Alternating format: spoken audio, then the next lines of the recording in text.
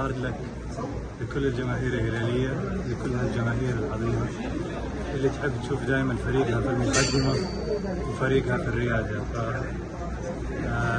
نكرر لهم أو يعني نعتذر لهم عن اللي صار اليوم، عن المستوى، عن النتيجة، عن أخطائنا كلنا اللي أنا أتحملها بشكل شخصي نيابة عن كل مجموعة. المجموعة تجتهد وتعمل ولا تنام، فنيابة عنهم أنا أتحمل هذه الخسارة يعني الموجعة في حق الهلال. بدايتي كانت باسية وقد تكون هذه نهايتي مع إدارة نادي الهلال.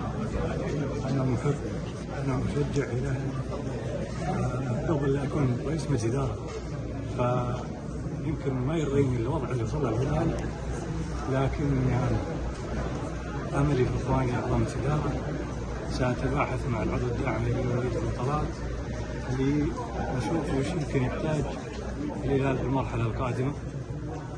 أنا خادم لهذا الكيان، محب لهذا الكيان، احترمت كرسي رئاسته، لن أقبل أن يمس عن رئاسته، ولن أقبل أن يكون مستواه الذي لا يرضي جماهيره.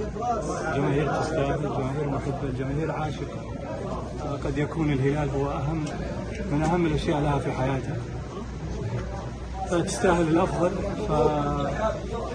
شكرا لهم، شكرا لدعمهم ومؤازرتهم، وشكرا لكم يا اخوان. هل هذه النية قبل كأس العالم